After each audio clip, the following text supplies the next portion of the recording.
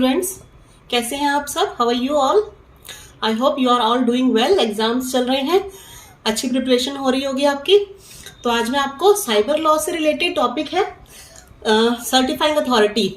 आपने पढ़ा होगा इंफॉर्मेशन टेक्नोलॉजी एक्ट 2000 में रेगुलेशन ऑफ सर्टिफाइंग अथॉरिटीज, जो सेक्शन 17 to 34 तक दे रखा है।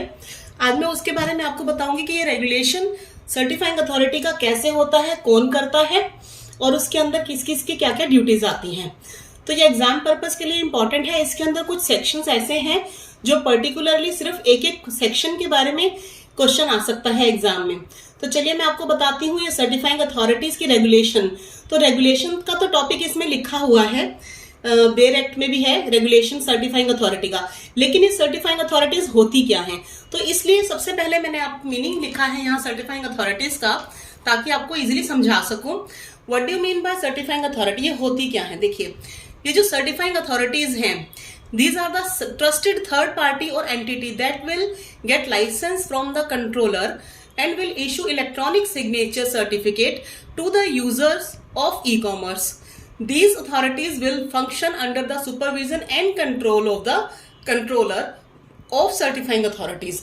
It means, इसका मतलब ये है, ये सर्टिफाइंग अथॉरिटीज वो होती हैं, वो लोग या वो कंपनीज या थर्ड पार्टी एंटिटी का मतलब होता है। और इसमें ट्रस्टेड लिखा है, स्पेशली ट्रस्टेड थर्ड पार्टी और एंटिटी का मतलब है कि ऐसी विश्वसनीय ऐसी कोई एंटिटी या ऐसी कोई कंपनी जो कि कंट्रोलर से लाइसेंस लेते हैं।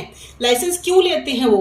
ताकि वो हम जैसे लोग या फिर ई कॉमर्स यूज करने वाले लोग, स्पेशली इसमें लिखा है will issue electronic signature certificate to the users of e-commerce, यानी कि जो लोग ई कॉमर्स यानी कि बिजनेस करते हैं, यानी जो लोग बिजनेस करते हैं उनको ई सिग्नेचर सर्टिफिकेट इशू करने के लिए होता है ये। तो मैंने ई सिग्नेचर सर्टिफिकेट के बारे में आपको शायद बताया था, पहले अपने वीडियो में बताया था क्या होता है ई सिग्नेचर यानी इलेक्ट्रॉनिक सिग्नेचर। और ये क्यों करते हैं? क्योंकि जो लोग बिजनेस करते हैं उनके लिए ई सिग्नेचर बहुत जरूरी होता है। डिजिटल सिग्नेचर और ई सिग्नेचर ये बहुत इंपॉर्टेंट होते हैं। इसका मैं आगे आपको डिफरेंस भी बताऊंगी, ठीक है? ये दोनों क्या, इनका क्या यूज क्या है। तो ये जो होते हैं डिजिटल सिग्नेचर और इलेक्ट्रॉनिक सिग्नेचर, देखिए मैं अभी आपको थोड़ा सा ओवरव्यू दे देती हूँ। इलेक्ट्रॉनिक सिग्नेचर जो होते हैं वो होते हैं बिजनेस करने के लिए, कॉन्ट्रैक्ट और एग्रीमेंट करने के लिए। अगर आप ऑनलाइन कॉन्ट्रैक्ट कर रहे हैं किसी कंपनी के साथ में, चाहे वो अपने स्टेट में है चाहे फॉरेन कंट्री का है, तो वो अगर आप बिजनेस कर रहे हैं कोई भी उसके साथ कॉन्ट्रैक्ट कर रहे हैं तो आपको इलेक्ट्रॉनिक सिग्नेचर की जरूरत पड़ेगी।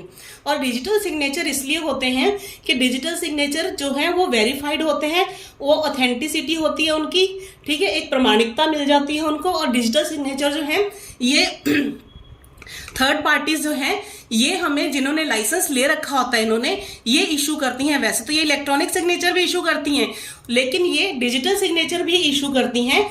वो इसलिए करती हैं क्योंकि डिजिटल सिग्नेचर का कोई फ्रॉड नहीं हो सकता उसके साथ में। और जब आप ई डॉक्यूमेंट कोई भी सबमिट करते हैं, यानी ऑनलाइन डॉक्यूमेंट आप जब कॉन्ट्रैक्ट के थ्रू या और कोई भी ई डॉक्यूमेंट सबमिट करते हैं, तो उस पर जब आप डिजिटल सिग्नेचर अपना अटैच कर देते हैं तो वो वेरीफाई हो जाता है, क्योंकि वो वेरीफाइड है यहाँ से आपको मिला हुआ, ठीक है।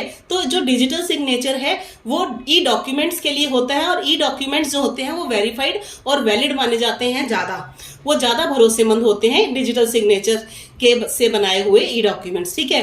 तो इन सब के लिए हमें सर्टिफाइंग अथॉरिटी की जरूरत होती है, जो जिनके पास लाइसेंस होता है, जो हमें ई सिग्नेचर या ई डिजिटल सिग्नेचर हमें इशू करके देते हैं और वो सर्टिफिकेट देते हैं, ठीक है। इसीलिए ये सर्टिफाइंग अथॉरिटीज होती हैं। अब इनको रेगुलेट कैसे किया जाता है, इनका मतलब ये काम क्या करती है हमारे लिए, और इनका कंट्रोलर क्या है, कंट्रोल कौन करता है, ये मैं आपको सारा समझाती हूँ। ये मेरा समझाने का मतलब इसलिए ये था सर्टिफाइंग अथॉरिटी के बारे में बताना, कि सारा का सारा टॉपिक जो है, ये वाला चैप्टर जो है चैप्टर 6, जिसके अंदर सेक्शन 17 से 34 तक है रेगुलेशन ऑफ सर्टिफाइंग अथॉरिटी। तो सर्टिफाइंग अथॉरिटी का मीनिंग ही समझ में नहीं आता बच्चों को, ये अथॉरिटी सर्टिफाइंग अथॉरिटी होती कौन है। तो ये थर्ड पार्टी या कुछ लोग ऐसे होते हैं, ट्रस्टेड लोग, जो लाइसेंस लेके, जो under the control of controller, according to information technology act का जो कंट्रोलर है, जो इनका हेड है इस रेगुलेशन अथॉरिटी का, उसके अंडर काम करते हैं, उसके कंट्रोल से, उनके बनाई हुई डायरेक्शन से, ये मैं आगे आपको सारा बताऊंगी।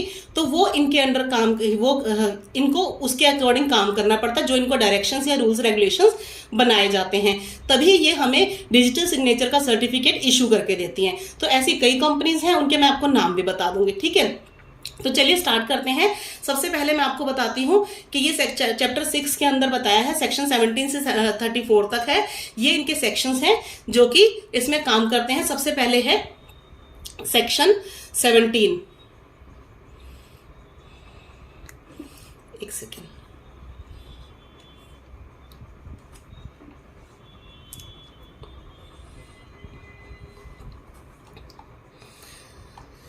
चलिए स्टार्ट करते हैं। सबसे पहले आता है सेक्शन 17। सेक्शन 17 के अंदर बताया है,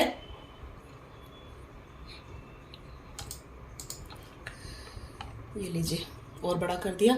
सेक्शन 17 में बताया कि अपॉइंटमेंट ऑफ द कंट्रोलर। सबसे पहले जैसे अपॉइंटमेंट है, कंट्रोलर की अपॉइंटमेंट कैसे की जाती है, इसमें ये बताया गया है।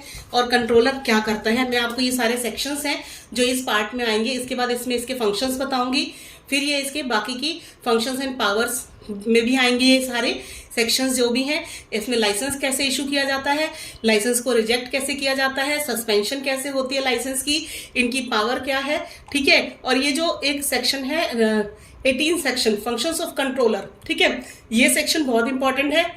और इसके बाद पावर एंड फंक्शंस भी आएगी। तो पावर फंक्शन जो है ये सेपरेट क्वेश्चन एग्जाम में पूछा जाता है, सेक्शन 18 में जो लिखा है। तो इसके फंक्शंस कई सारे हैं, ए से लेकर एन तक पॉइंट्स है, ये मैं आपको लास्ट में अभी बताती हूँ, ठीक है। तो पहले आपको 17 सेक्शन का डिटेल में समझा देती हूँ। देखिए अपॉइंटमेंट कैसे की होती है कंट्रोलर की और ऑफिसर्स की। ये एस्टेब्लिशमेंट के अंदर सबसे पहला टॉपिक आता है। कोई भी अथॉरिटी या कोई भी जो भी ट्रिब्यूनल या अथॉरिटी या कमेटी कोई भी बनी होती है, सबसे पहला सेक्शन में उसमें कौन कौन से पर्सन्स होते हैं जिनकी अपॉइंटमेंट होती है उसके बारे में बताया जाता है। सेम एज इसमें भी यही बताया कि ये जो है अपॉइंटमेंट सेंट्रल गवर्नमेंट जो है वो अपॉइंट करती है controller of certifying authorities, notification देती है ऑफिशियल गैजेट में और वो अपॉइंट किए जाते हैं। और साथ में ये डिप्टी कंट्रोलर और असिस्टेंट कंट्रोलर्स को भी अपॉइंट करती है सेंट्रल गवर्नमेंट इसी काम के लिए, सर्टिफाइंग अथॉरिटी के लिए। दूसरा है इसमें बताया कंट्रोलर जो है वो डिस्चार्ज करते हैं अपने रिस्पॉन्सिबिलिटीज और सब्जेक्ट जो भी इनको काम दिया जाता है control also direction of the central government. तो जो भी डायरेक्शंस इनको सेंट्रल गवर्नमेंट देती है या रिस्पॉन्सिबिलिटीज देती है इनको वो पूरे करने पड़ते हैं। नेक्स्ट में बताया है कि जो डेप्यूटी कंट्रोलर और असिस्टेंट कंट्रोलर होते हैं वो परफॉर्म करते हैं फंक्शंस जो भी उनको कंट्रोलर बताता है। यानी डिप्टी कंट्रोलर और असिस्टेंट कंट्रोलर जो होते हैं वो जूनियर होते हैं या सबऑर्डिनेट होते हैं कंट्रोलर के, ठीक है, इसलिए उनके आगे असिस्टेंट या डेप्यूटी लगा होता है। तो कंट्रोलर जो है वो हेड है, उनके नीचे काम करने वाले ये दो लोग हैं, सबऑर्डिनेट, असिस्टेंट और डेप्यूटी। तो इन दोनों को काम कंट्रोलर देता है और सारा जिनके सुपरिंटेंडेंस जो है इनकी कंट्रोलर ही करता है, ठीक है। Also the control of controller, सारा कंट्रोल इनके ऊपर होता है। नेक्स्ट है जो क्वालिफिकेशन, एक्सपीरियंस और टर्म्स एंड कंडीशन जो भी सर्विस ऑफ कंट्रोलर की होती हैं, ये कंट्रोलर की जो भी है या डिप्टी कंट्रोलर की या असिस्टेंट कंट्रोलर की, ये सारी की सारी प्रिस्क्राइब की जाती है सेंट्रल गवर्नमेंट के थ्रू। सेम उसी के बेसिस पे इनकी अपॉइंटमेंट होती है, इनकी क्वालिफिकेशन एक्सपीरियंस देखने के बाद में, और सर्विस जितने टाइम की उनको दी जाती है। मतलब ये जो रूल्स एंड रेगुलेशंस उनके अपॉइंटमेंट के लिए हैं वो सेंट्रल गवर्नमेंट ही डिसाइड करती है। नेक्स्ट है जो हेड ऑफिस, ब्रांच ऑफिस जो होगा इनका कंट्रोलर का, वो भी उन प्लेसेस पे होगा जहां पे सेंट्रल गवर्नमेंट स्पेसिफाई करेगी, ठीक है, इसमें ये बताया है। और there shall be a seal, एक सील होगी इनकी ऑफिस ऑफ द कंट्रोलर की, जिसपे जो भी वो सर्टिफाई करेंगे जिनको भी अथॉरिटीज को रेगुलेशन पे, वो सारी सील जो होगी इस पे कंट्रोलर की लगेगी, ठीक है। ये था सेक्शन 17। अब मैं आपको सेक्शन 18 बता देती हूँ कि फंक्शंस क्या है कंट्रोलर के। ये इंपॉर्टेंट क्वेश्चन है, वेरी वेरी इंपॉर्टेंट, ठीक है। वो इसलिए क्योंकि ये फंक्शंस जो है एग्जाम में 4 मार्क्स में या 10 मार्क्स में दोनों में पूछे जा सकते हैं, क्योंकि लेंदी टॉपिक, जब भी कोई सेक्शन लेंदी होता है तो उसके बारे में एग्जाम में क्वेश्चन आ जाता है, ठीक है। तो मैं आपको फटाफट से सारे सेक्शंस जो है 34 तक शॉर्टकट में समझाऊंगी ताकि आपको इजीली याद हो जाए, आपको पूरा का पूरा सर्टिफाइंग अथॉरिटी समझ में आ जाए, उसका रेगुलेशन समझ में आ जाए। रेगुलेशन का मतलब होता है कि ये कंट्रोलर और इनको रेगुलेशन कैसे की जाती है, इनको रेगुलेट कैसे करते हैं अथॉरिटी को, ठीक है। तो ये आपको सारा समझ में आ जाएगा इजीली। देखिए इसके फंक्शंस क्या है। कंट्रोलर क्या करता है इसमें, एडिशनली कैरी आउट ऑल और एनी ऑफ फॉलोइंग, मतलब ये या इनमें से कोई भी फंक्शंस जो है वो कंट्रोलर करता है। क्या करता है? सबसे पहले वो सुपरवाइज करता है एक्टिविटीज ऑफ सर्टिफाइंग अथॉरिटी। जिनको भी सर्टिफाइंग अथॉरिटीज मतलब जिनको भी वो लाइसेंस दे देते हैं और वो सर्टिफाइंग अथॉरिटी बन जाती हैं कंपनीज, मतलब हमें डिजिटल या इलेक्ट्रॉनिक सिग्नेचर का सर्टिफिकेट देने के लिए और सिग्नेचर इशू करने के लिए वो सर्टिफाइंग अथॉरिटीज हैं, उनका सुपरवाइज करना, उनका सुपरविजन करना। ठीक है, सुपरवाइजेज द एक्टिविटीज, मतलब करता है, सुपरवाइज करता है एक्टिविटीज सारी भी सर्टिफाइंग अथॉरिटीज की। नेक्स्ट है सर्टिफाई करते हैं पब्लिक कीज को ऑफ द सर्टिफाइंग अथॉरिटीज, यानी कि जो मैंने आपको बताया था आई थिंक कि डिजिटल सिग्नेचर के लिए पब्लिक की और प्राइवेट की दोनों का कॉम्बिनेशन जरूरी होता है। ठीक है, तो जो मैंने कल आपको, मैंने ड्यूटीज ऑफ सब्सक्राइबर के टॉपिक में ये बताया था।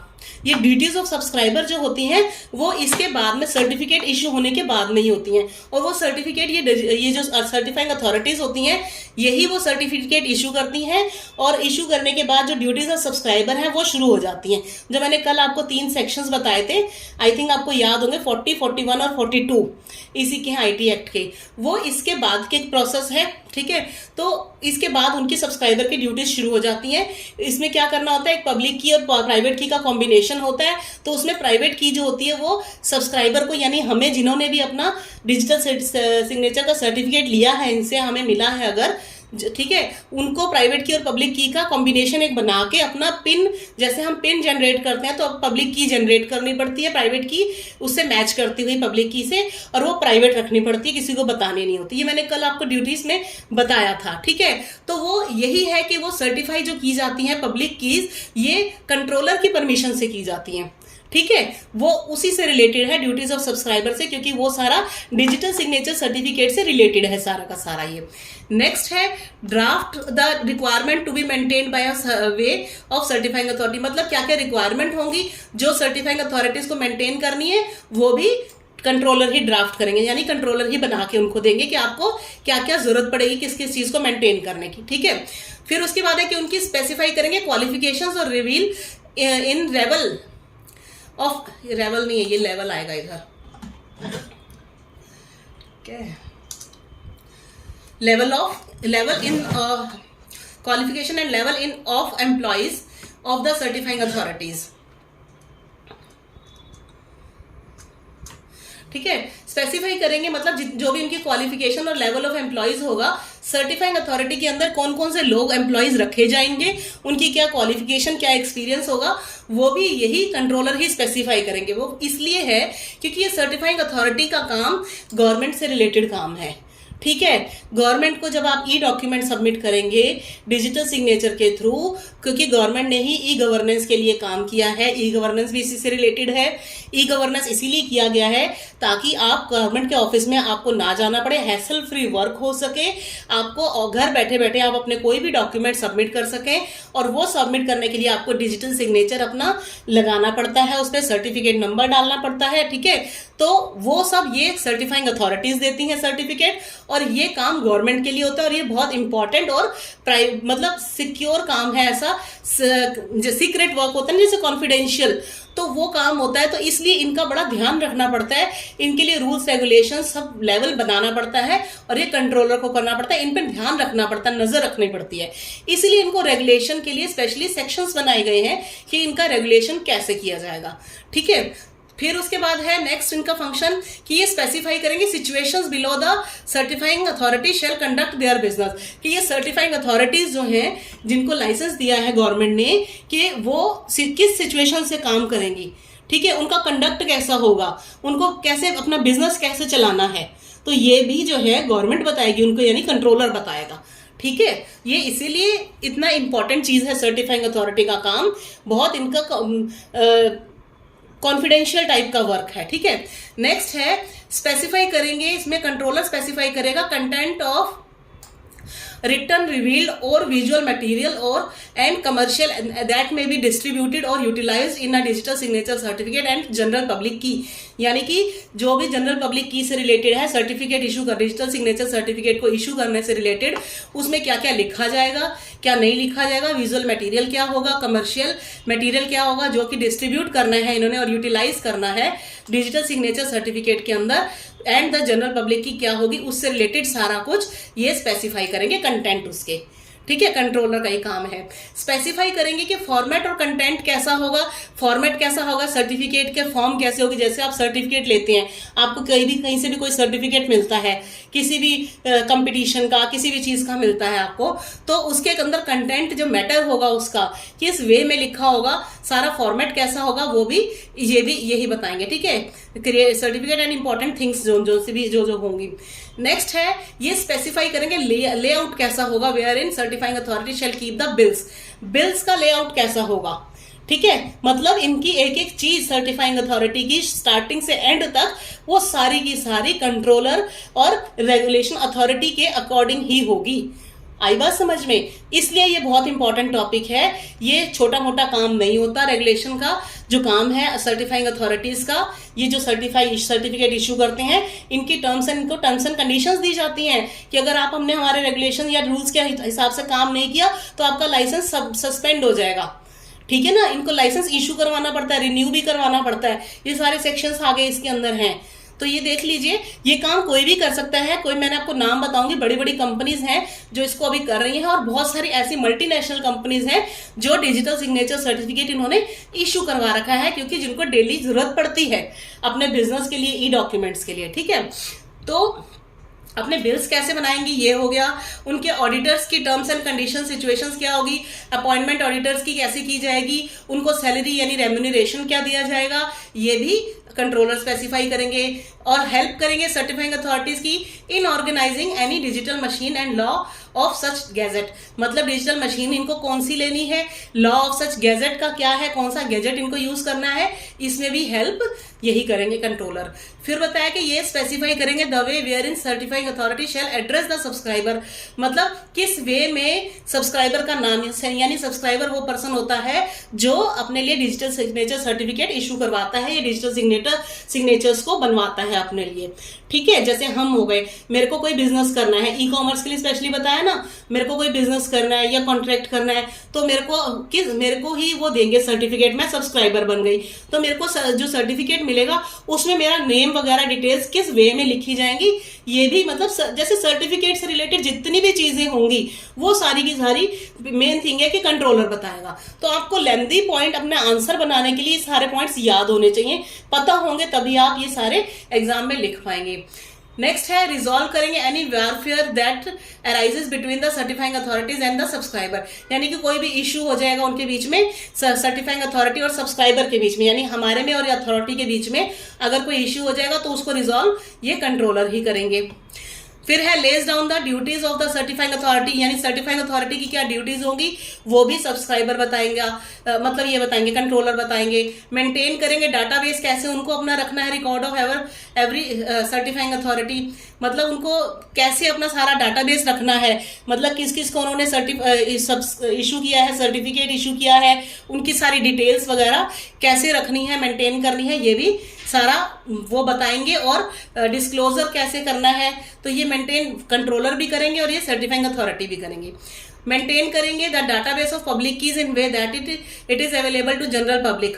मतलब डाटा ये कंट्रोलर मेंटेन करेगा डाटाबेस कि पब्लिक की किस किस को कैसे कैसे दी गई है, जनरल पब्लिक को। ठीक है, कि भाई अवेलेबल है कि नहीं है, किस किस को है।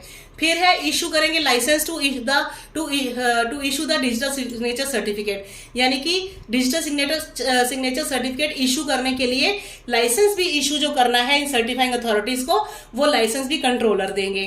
और can suspend the licence if he is not pleased with the validity of the applicant, यानी कि जिन्होंने अप्लाई किया है लाइसेंस लेने के लिए, अपने आप को सर्टिफाइंग अथॉरिटी बनाने के लिए, जिन्होंने लाइसेंस इशू करने के लिए वो की एप्लीकेशन दी है, या जिनके पास है ऑलरेडी लाइसेंस, वो अगर वैलिडिटी अपना मेंटेन रेगुलर नहीं कर पा रहे हैं, रूल्स एंड रेगुलेशन के हिसाब से नहीं चल रहे हैं कंट्रोलर के हिसाब से, तो उनका सस्पेंड भी हो जाएगा। तो ये सारे फंक्शंस थे जो मैंने अभी आपको बताए, ये थे कंट्रोलर के फंक्शंस। ठीक है, आपको आई थिंक समझ में आ रहा होगा। ये सारे 17 थे। अब मैं आपको इसमें बता देती हूँ ये शॉर्ट में जो बाकी के सेक्शंस थे, ये देखिए, इससे काफी कुछ आपको समझ में आ गया होगा कि सर्टिफाइंग अथॉरिटीज का क्या काम है, फंक्शंस कौन कौन से हैं, और इसके अंदर कंट्रोलर का क्या क्या काम है। ठीक है, ड्यूटी फंक्शंस तो आपको समझ में आ ही गए कंट्रोलर के क्या क्या है। आगे मैं बताती हूँ, ये भी फंक्शन और पावर के अंदर ही आता है कंट्रोलर की, recognition of foreign certifying authority, यानी कि जो फॉरेन की भी कंपनीज कुछ होती हैं वो भी अगर लाइसेंस लेना चाहती हैं सर्टिफाइंग अथॉरिटी बनने के लिए, ठीक है, तो उनको भी रिकॉग्नाइज करने का काम कंट्रोलर का है। तो वो भी अगर उनको जब एक बार सर्टिफिकेट मिल जाता है या लाइसेंस मिल जाता है तो इनका भी वैलिड माना जाता है, फिर ये भी सर्टिफिकेट इशू कर सकती हैं डिजिटल सिग्नेचर या ई सिग्नेचर का, ठीक है।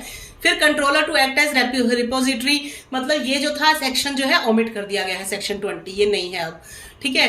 नेक्स्ट है 21, licence to issue digital signature certificate. जो लाइसेंस होगा डिजिटल सिग्नेचर का वो यही देंगे, और उसके लिए कुछ रूल्स एंड रेगुलेशंस जो बनाई गई हैं सेक्शन 21 के अंदर 21 में, वो ये बनाई है कि भाई आपको कुछ फॉलो करने हैं। लाइसेंस इशू तभी किया जाएगा जब आपके पास सारा का सारा मैन पावर, फाइनेंशियल, आपकी कंडीशन, रिसोर्सेज, क्वालिफिकेशन, एक्सपर्टीज, यानी कि आपके पास लाइसेंस इशू करने के लिए एक सॉफ्टवेयर इनके पास होना जरूरी होता है। डिजिटल सिग्नेचर सर्टिफिकेट के लिए एक इनके पास सॉफ्टवेयर होगा, तभी उसके थ्रू हमें डिजिटल सिग्नेचर सर्टिफिकेट इशू करके देंगे, ठीक है, और सिग्नेचर भी इशू करके देंगे हमें, उसका एक सर्टिफिकेट देंगे हमें, ठीक है ना। जैसे हम अपनी कोई कंपनी को वो करवाते हैं, रजिस्टर करवाने के लिए जाते हैं, तो हमें नेशनल कंपनी लॉ ट्रिब्यूनल्स वगैरह में जाना पड़ता है, या कंपनी के ट्रिब्यूनल्स में जाना पड़ता है, रजिस्ट्रेशन करवाने के लिए जाना पड़ता है, ठीक है ना। तो वो हमें एक सर्टिफिकेट देते हैं, रजिस्ट्रेशन का सर्टिफिकेट हर एक के पास होता है, किसी भी चीज का आपने रजिस्ट्रेशन करवाना है तो ये रजिस्ट्रेशन का ही सर्टिफिकेट होता है, ठीक है, रिकॉग्निशन मिलती है। तो लाइसेंस इशू करने के लिए इनके पास एक सॉफ्टवेयर है, और सॉफ्टवेयर को कौन चला सकते हैं, सॉफ्टवेयर इंजीनियर चला सकते हैं। तो ये तभी इशू करते हैं लाइसेंस इनको जब इनके पास ये देखते हैं, कंडीशंस लिखी है सेक्शन 21 में लिखी हुई है स्पेशली, कि भाई जो प्रोविजन हमने जो आपको दिए हुए हैं उसके अकॉर्डिंग आप हमारे रिक्वायरमेंट के अकॉर्डिंग आपके जो एम्प्लॉइज हैं उनकी qualification, expertise, man power, financial resources और other infrastructure facilities which are necessary to issue electronic certificate as may be prescribe by the central government. जो सेंट्रल गवर्नमेंट ने प्रेस्क्राइब की हैं ये सारी चीजें अगर आपके पास होंगी तभी आपको लाइसेंस दिया जाएगा। मतलब आपके पास ऑफिस होना चाहिए, इंफ्रास्ट्रक्चर होनी चाहिए, मैन पावर होनी चाहिए, इतने लोग होने चाहिए काम करने के लिए, उनकी क्वालिफिकेशन, उनको एक्सपीरियंस, इस सॉफ्टवेयर को चलाने का, इस काम को करने का एक्सपीरियंस होना चाहिए, तभी हम आपको लाइसेंस इशू करके देंगे, वरना ऐसे कोई नहीं करवा सकता लाइसेंस इशू। और इसमें यह भी लिखा है कि ये लाइसेंस इशू किया जाएगा वो वैलिड होगा 1 या 2 साल के लिए होता है, ठीक है, फिर उसको रिन्यू करवाना पड़ता है। और ये भी है इसमें कि ये ट्रांसफरेबल नहीं है, इनहेरिटेबल भी नहीं है लाइसेंस जो है ये, ठीक है। तो इसमें टर्म्स एंड कंडीशन जो भी स्पेसिफाई की गई है रेगुलेशन, वो इसको आपको फॉलो करनी पड़ेंगी, ठीक है। ये और ये जो है सेक्शन 21 ये इनकी पावर में भी आता है। आप कंट्रोलर की पावर में भी लिख सकते हो, power to issue licence for digital signature certificate, ठीक है, उसमें भी लिख सकते हो अगर पावर्स में आ जाए तो। ये इसका सेक्शन 21 है। फिर एप्लीकेशन फॉर लाइसेंस है सेक्शन 22। इसमें बताया गया है कि जो भी एप्लीकेशन जाए देंगे लोग कोई भी इशू करवाने के लिए लाइसेंस के लिए, तो वो उस फॉर्म में होनी चाहिए जैसा कि फॉर्म सेंट्रल गवर्नमेंट ने प्रिस्क्राइब किया है, एज में be prescribe bye the central government, ठीक है। और हर एप्लीकेशन जो इशू की जाएगी shall be accompanied by application जो देंगे आप लाइसेंस लेने के लिए, ठीक है, ये उसके लिए है।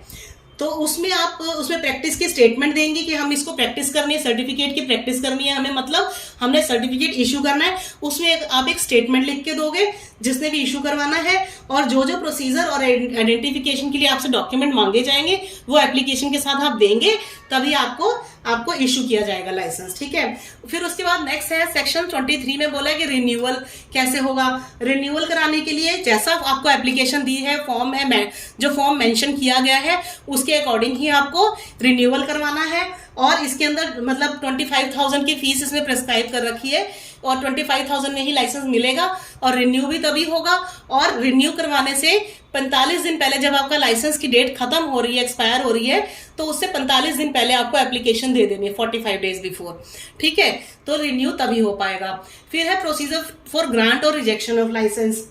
इसमें ये बताया कि कंट्रोलर जो है on receipt of an application under subsection 1 of 21 after considering the documents accompanying the application and such other factors as he deems fit grant the license or reject the application। यानी कि जो application आपने दी है license issue करवाने के लिए, उसमें जो जो डॉक्यूमेंट्स चाहिए वो अगर आप साथ में लगा के दे रहे हैं, वो सारे फैक्टर्स भी देखते हैं कि आप ठीक हैं, तभी वो ग्रांट करते हैं, नहीं तो वो रिजेक्ट कर देते हैं एप्लीकेशन को, तभी लाइसेंस इशू किया जाता है, ठीक है। इसमें रिजेक्शन करने से पहले उनको एक टाइम भी दिया जाता है उनकी बात सुनने के लिए, जैसे कोर्ट के अंदर होता है ना, अपॉर्चुनिटी, रीजनेबल अपॉर्चुनिटी दी जाती है टू प्रेजेंट हिज केस, अपना बात रखने के लिए आपको टाइम भी दिया जाता है, तभी रिजेक्ट किया जाता है, अदरवाइज नहीं। नेक्स्ट है सस्पेंशन ऑफ लाइसेंस। सेक्शन 25 में बताया कि कंट्रोलर को अगर लगता है और वो इंक्वायरी करता है कि भाई सर्टिफाइंग अथॉरिटी जो है, जिनको लाइसेंस इशू हुआ पड़ा है ऑलरेडी, तो वो अगर काम ठीक से नहीं कर रहे हैं या अपनी स्टेटमेंट जो उन्होंने दे रखी है, तो उस स्टेटमेंट के अंदर रिन्यूअल के लिए जो दे रखी हो, तो उसके अंदर उन्होंने गलत या इनकरेक्ट इन्फॉर्मेशन दे रखी हो, फॉल्स इन्फॉर्मेशन दे रखी हो, ठीक है, मटेरियल पर्टिकुलर्स, या फिर उन्होंने टर्म्स एंड कंडीशंस को कंप्लाई नहीं कर रहे, फॉलो नहीं कर रहे हैं, या मेंटेन नहीं कर रहे प्रोसीजर और स्टैंडर्ड जो उनको मेंटेन करने के लिए कहा है रेगुलेशन अथॉरिटीज को, ठीक है, रूल और एक्ट के अकॉर्डिंग, एक्ट के रूल्स और प्रोविजंस के अकॉर्डिंग अगर वो काम नहीं कर रहे तो उनका लाइसेंस सस्पेंड कर दिया जाएगा। ये भी पावर में आता है, ये सारे जो है पावर के अंदर आते हैं। सेक्शन 23, 24, 25 कंट्रोलर की पावर अगर आ जाए तो उसमें आप लिख सकते हैं कि वो रिन्यू कर सकते हैं, उनकी पावर है रिन्यू करने की, पावर है रिजेक्ट करने की या ग्रांट करने की लाइसेंस, और पावर है सस्पेंड करने की भी, ठीक है, ये सारी पावर्स में आ जाएंगे। नेक्स्ट है सेक्शन 26, इसमें क्या है, नोटिस ऑफ सस्पेंशन और रेवोकेशन, मतलब अगर उन्होंने सस्पेंड कर दिया किसी का लाइसेंस या रेवोकेशन हो गई है तो उसका नोटिस भी वो अपनी साइट पे, अथॉरिटी की साइट पे पब्लिक किया जाएगा, पब्लिकली उसमें लिखा जाएगा कि हमने इस अथॉरिटी का लाइसेंस सस्पेंड कर दिया या रेवोकेट कर दिया है, ठीक है। ध्यान रखिएगा क्योंकि लोगों को जिन्होंने अपने लिए डिजिटल सिग्नेचर या ई सर्टिफिकेट लेना है, अगर वो इन कंपनी से लेने लगे हैं, इस सर्टिफाइंग अथॉरिटी से ले रहे हैं, तो उन्हें पहले साइट पे जाके चेक करना पड़ेगा कि इनका लाइसेंस है भी कि नहीं, इनके पास में सस्पेंड तो नहीं हो रखा हुआ, रिन्यू हुआ है कि नहीं हुआ, इनसे रिलेटेड कोई इशू तो नहीं चल रहा, अदरवाइज उनके साथ फ्रॉड हो सकता है, ठीक है ना। तो ये सस्पेंशन का उनको जो है कंट्रोलर जो है अपनी साइट पे स्पेशली पब्लिश करते हैं, ठीक है। पावर टू डेलीगेट में है 27 के अंदर बताया है कि कंट्रोलर जो है अपनी पावर्स डिप्टी कंट्रोलर और असिस्टेंट कंट्रोलर को दे सकते हैं, और सारी वही पावर्स यूज करेंगे जो कंट्रोलर की पावर है, जैसे हर एक में होता है, ठीक है। नेक्स्ट है पावर टू इन्वेस्टिगेट कॉन्ट्रावेंशन। अगर कोई कॉन्ट्रावेंशन हो जाती हैं, मतलब कोई प्रॉब्लम हो जाती है एक्ट को लेके, इसके रूल्स और रेगुलेशंस को लेके अगर जो बनी हुई है उससे रिलेटेड अगर आपस में कोई डिस्प्यूट हो जाता है तो उसकी इन्वेस्टिगेशन करने का काम भी उनकी बिहाफ पे कंट्रोलर का ही काम है, ठीक है। और कंट्रोलर ही इसके अंदर ऑथराइज करेगा, अपने किसी ऑफिसर को भी कर सकता है एक्सरसाइज करने के लिए कि आप जाके इसकी इन्वेस्टिगेशन कीजिए, और इसके अंदर सारी पावर्स वही होंगी जो इनकम टैक्स अथॉरिटी के अंदर दी गई हैं। इनकम टैक्स एक्ट के अंदर 1961 में उनकी अथॉरिटीज को जो इन्वेस्टिगेशन की पावर्स है, सेम वही पावर्स करने की इनको ऑथराइज है ये, ठीक है। इसमें भी सेम वही है, कंट्रोलर अपने असिस्टेंट कंट्रोलर या डेप्यूटी कंट्रोलर को भी दे सकता है, ऑथराइज कर सकता है इस काम के लिए। नेक्स्ट है सेक्शन 29 में बोला है कि access to computers and data, मतलब ये अगर कोई ऐसा कोई प्रॉब्लम ऐसी हो जाती है तो जो कंट्रोलर है वो ऑथराइज करेंगे अपने किसी ऑफिसर को, किसी भी पर्सन को, उनको लगेगा if he has reasonable cause to suspect that any contravention of the provisions of this chapter, मतलब अगर वो इन एक्ट के प्रोविजंस के अकॉर्डिंग काम नहीं हो रहा, उससे अकॉर्डिंग कंट्रावेंशन मतलब उसका उल्लंघन किया जा रहा है प्रोविजंस का, तो वो उनके पास हैज बीन कमिटेड, अगर ऐसा हुआ है तो इनके पास पावर है कि have access to any computer system, वो किसी भी कंप्यूटर सिस्टम पे जाके उनके रेगुलेशन अथॉरिटी के कोई भी डाटा या अदर मटेरियल को कनेक्टेड हो जो भी इस सिस्टम के साथ for the purpose of searching के लिए, सर्च करने के लिए, या causing a search to be made for obtaining any information or data contained in or available to such computer system, तो वो एक्सेस कर सकते हैं, इनके पास पावर है, ठीक है, एक्सेस करने की।